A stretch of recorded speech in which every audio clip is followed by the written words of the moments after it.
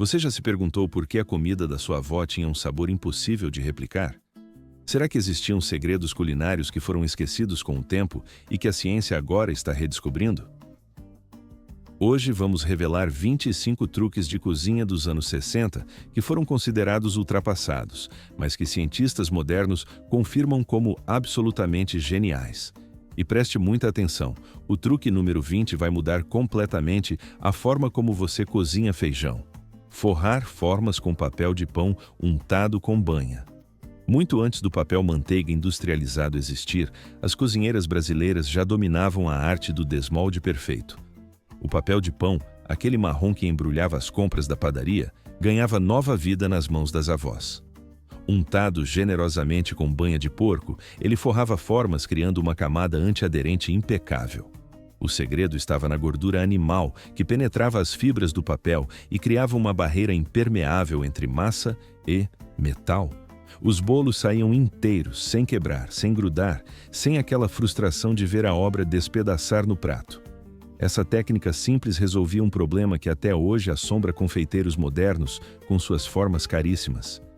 Recordar esse truque é entender que a criatividade das nossas avós superava qualquer produto industrializado. Bicarbonato no feijão de molho.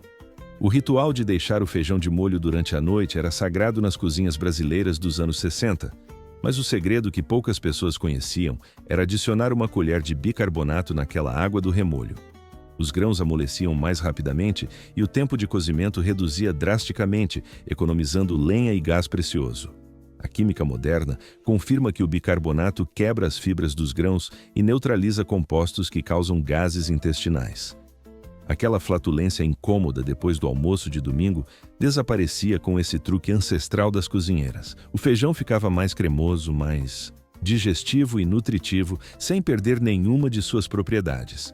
Lembrar dessa sabedoria é reconhecer que nossas avós eram verdadeiras químicas sem jamais pisar em laboratório. Banana da terra assada na brasa com açúcar mascavo. O fogão a lenha oferecia um presente especial que as cozinhas modernas simplesmente não conseguem replicar jamais. A banana da terra, ainda com casca, era colocada diretamente sobre as brasas incandescentes até a superfície carbonizar. Polvilhada com açúcar mascavo, enquanto ainda fumegava, ela caramelizava instantaneamente, criando uma sobremesa divina.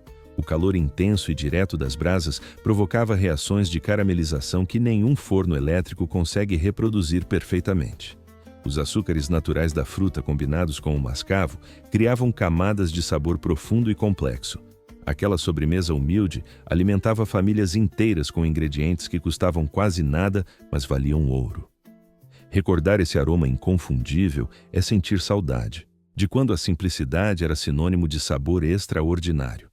Peneirar o fubá 3 vezes antes do angu. As avós mineiras guardavam esse segredo como se fosse receita de família passada através das gerações. O fubá era peneirado não uma, não duas, mas 3 vezes consecutivas antes de encontrar a água fervente. Cada passagem pela peneira eliminava grumos, separava partículas grossas e garantia uniformidade absoluta. O resultado era um angu de textura sedosa, cremoso como veludo, sem aqueles caroços desagradáveis que arruinam o prato. A física por trás desse ritual era simples: partículas uniformes hidratam igualmente e cozinham no mesmo tempo. Nenhum batedor elétrico, nenhum liquidificador moderno consegue replicar o resultado dessa técnica paciente e manual. Lembrar desse ritual triplo é entender que paciência era o ingrediente secreto das melhores cozinheiras brasileiras. Alface murcha, revivida com água gelada e um fio de vinagre. Desperdiçar comida era pecado imperdoável nas cozinhas dos anos 60, especialmente verduras preciosas da horta. Quando a alface amanhecia murcha e triste, as avós não jogavam fora, simplesmente mergulhavam em água gelada. Um fio de vinagre adicionado àquela água fazia mágica acontecer diante dos olhos das crianças maravilhadas. A ciência explica que a água fria reidrata as células vegetais, enquanto o vinagre elimina bactérias da superfície. Em minutos, as folhas recuperavam a crocância, voltavam a brilhar verdes e firmes como recém-colhidas da terra. Esse truque duplo resolvia 2 problemas simultaneamente: revitalizava e desinfetava sem usar produtos químicos. Recordar essa ressurreição vegetal é admirar uma época em que nada era desperdiçado sem antes tentar salvar. Bolo de milho assado em lata de banha-vigor. Antes das formas de silicone e alumínio antiaderente, as latas de banha-vigor tinham destino nobre nas cozinhas. Lavadas, secas e untadas, elas se transformavam em formas perfeitas para bolos de milho com formato cilíndrico. O metal grosso distribuía o calor uniformemente, criando crostas douradas e miolos macios absolutamente perfeitos. Esse reaproveitamento criativo resolvia a falta de utensílios específicos que as famílias simples não podiam comprar. O formato alto da lata produzia bolos impressionantes que pareciam vindos de confeitaria profissional refinada. A sustentabilidade praticada sem esse nome existir demonstrava inteligência prática que hoje chamamos de economia circular. Lembrar dessas latas reaproveitadas é entender que a criatividade sempre superou a escassez nas cozinhas brasileiras. Sal grosso embaixo da carne no forno. Sem grelhas elevadas ou assadeiras perfuradas, as cozinheiras inventaram solução brilhante para assar carnes perfeitamente. Uma camada generosa de sal grosso cobria o fundo da assadeira, criando base isolante entre a carne e o metal. O sal absorvia os sucos que pingavam e devolvia a umidade na forma de vapor durante todo o cozimento. A carne não fritava no próprio líquido, não ressecava em contato direto com o metal quente demais. Os sucos naturais eram preservados dentro das fibras, resultando em assados suculentos e macios incomparáveis. Essa técnica eliminava a necessidade de equipamentos caros e produzia resultados dignos de restaurante. Recordar essa camada branca de sal é admirar a engenhosidade de quem transformava limitações em soluções geniais. Folha de bananeira para embrulhar peixes e carnes. Os povos indígenas ensinaram essa técnica ancestral que as cozinheiras brasileiras adotaram com perfeição absoluta. Peixes inteiros, carnes temperadas, tudo era cuidadosamente embrulhado em folhas de bananeira lavadas e passadas no fogo. Aquele pacote verde ia diretamente às brasas ou ao forno, cozinhando no próprio vapor perfumado. A folha impermeável retinha toda a umidade, enquanto transferia aromas sutis e adocicados para o alimento dentro. Não havia necessidade de papel alumínio, não havia plástico poluente, apenas natureza embalando natureza perfeitamente. O resultado era carne ou peixe suculento, aromático, com sabor impossível de replicar em métodos convencionais modernos. Lembrar desse aroma verde é sentir saudade de quando a embalagem era colhida no quintal, não comprada em supermercado. Limão espremido sobre frutas cortadas, maçãs, bananas, abacates, qualquer fruta cortada escurecia rapidamente na cozinha quente dos anos 60. A solução era simples e imediata, algumas gotas de limão espremidas sobre a superfície exposta das frutas. O escurecimento parava instantaneamente e as frutas permaneciam apresentáveis por horas sem refrigeração. O ácido ascórbico do limão, que hoje conhecemos como vitamina C, bloqueia a oxidação enzimática das frutas. Esse conhecimento empírico das avós antecipou descobertas científicas sobre antioxidantes em décadas inteiras. As saladas de frutas permaneciam coloridas e apetitosas do monodades, preparo até o momento de servir sem problemas. Recordar esse truque cítrico é reconhecer que a sabedoria popular frequentemente antecipa a ciência formal. Reaquecer pão francês amanhecido borrifando água.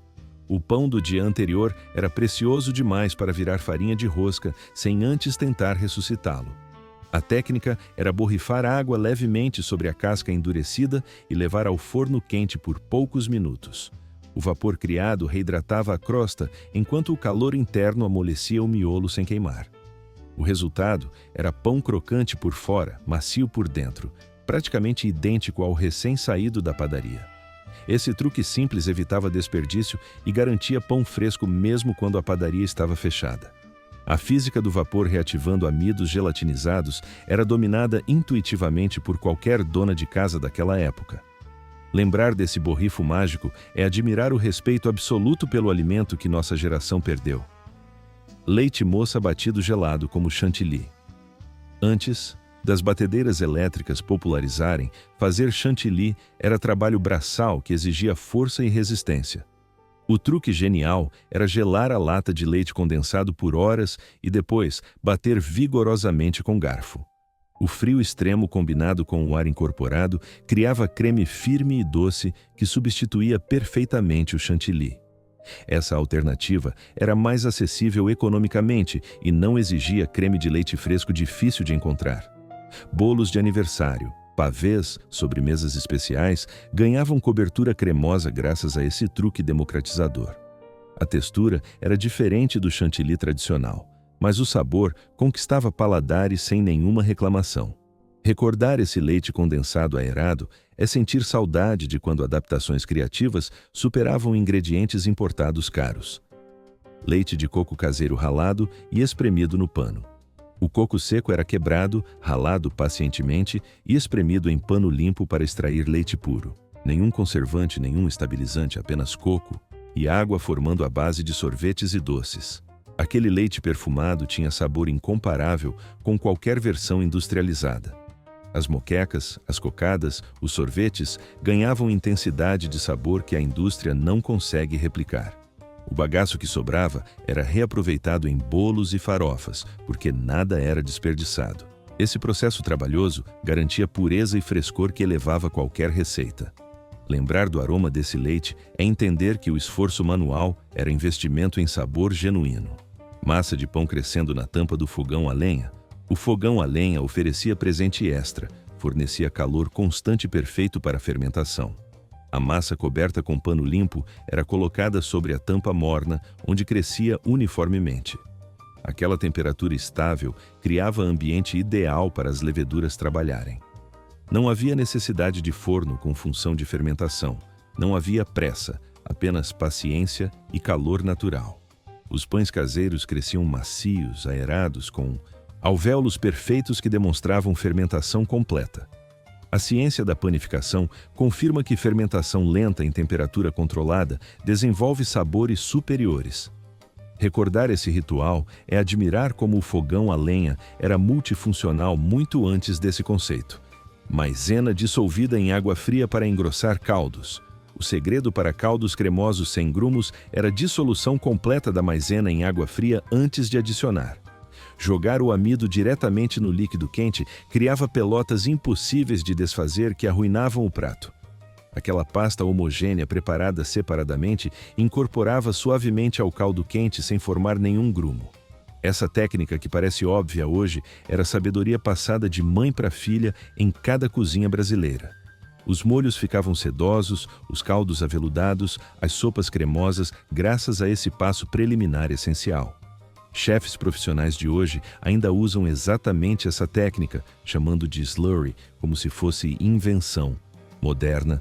Lembrar dessa pasta branca é reconhecer que técnicas profissionais nasceram em cozinhas humildes décadas antes.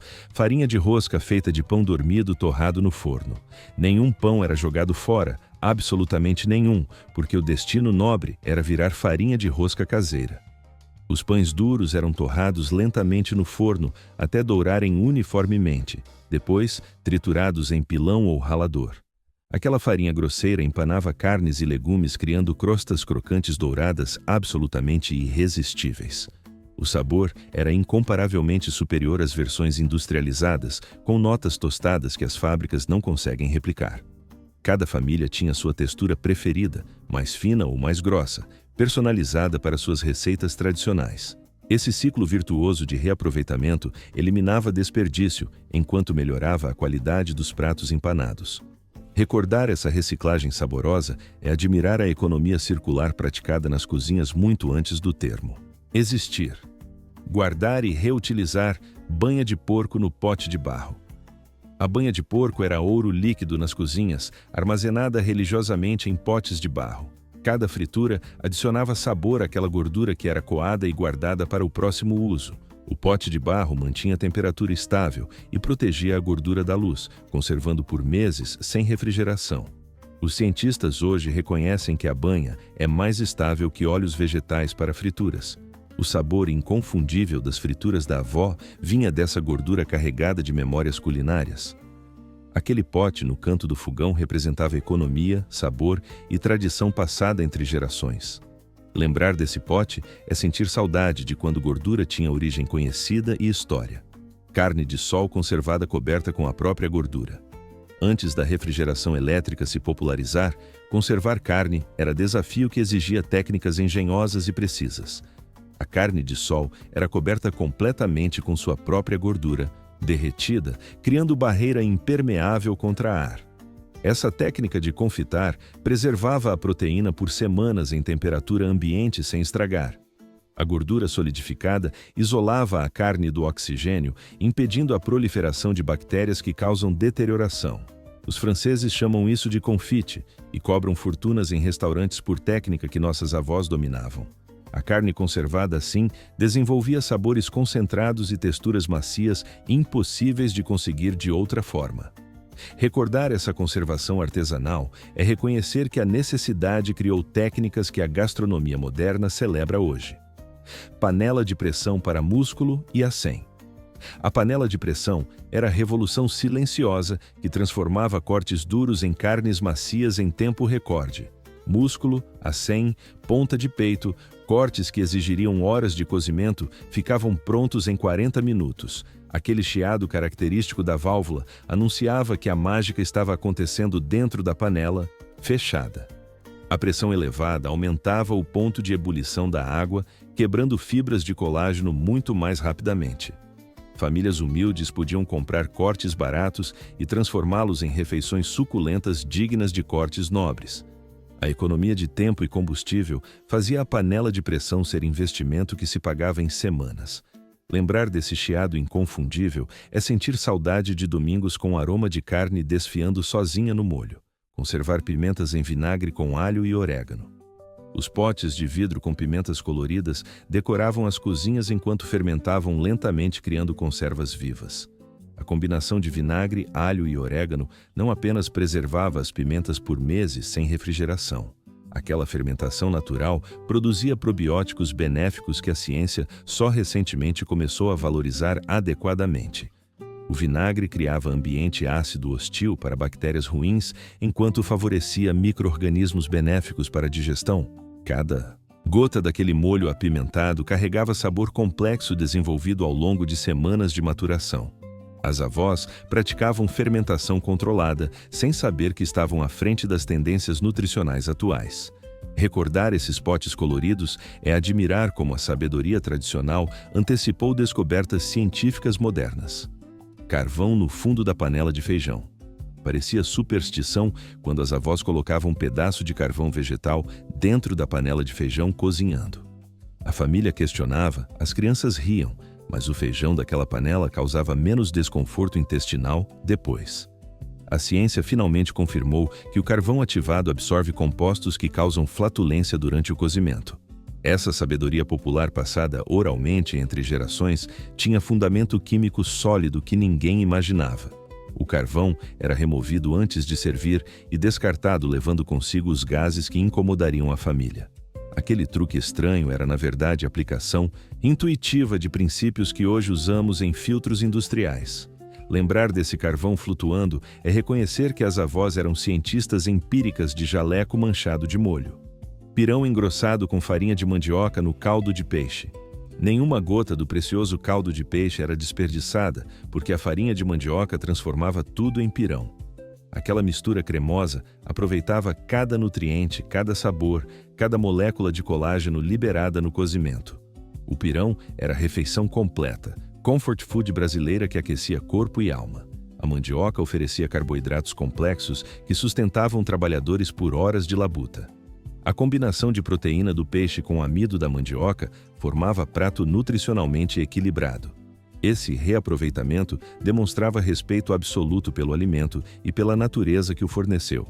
Recordar a textura desse pirão é sentir saudade de quando cada refeição era ato de gratidão. Clara de ovo batida para clarificar caldo de galinha. O caldo de galinha cristalino das festas não era acidente, era técnica francesa adaptada pelas avós. Claras de ovo eram batidas levemente e adicionadas ao caldo morno, depois aquecido lentamente sem ferver. As proteínas da clara coagulavam e capturavam impurezas, subindo à superfície como espuma suja. Removida essa espuma, o caldo restante era límpido como água de nascente, brilhante e puro. Essa técnica usada em restaurantes refinados era praticada em cozinhas humildes por mulheres sem formação. A física da coagulação proteica era dominada intuitivamente por gerações de cozinheiras. Lembrar desse caldo cristalino é admirar como a elegância gastronômica nascia em fogões modestos, rapadura ralada substituindo açúcar refinado. A rapadura era açúcar em sua forma mais íntegra, preservando minerais e sabores que o refino industrial remove. Ralada em ralo grosso, ela substituía o açúcar branco em bolos, cafés e sobremesas com resultados superiores.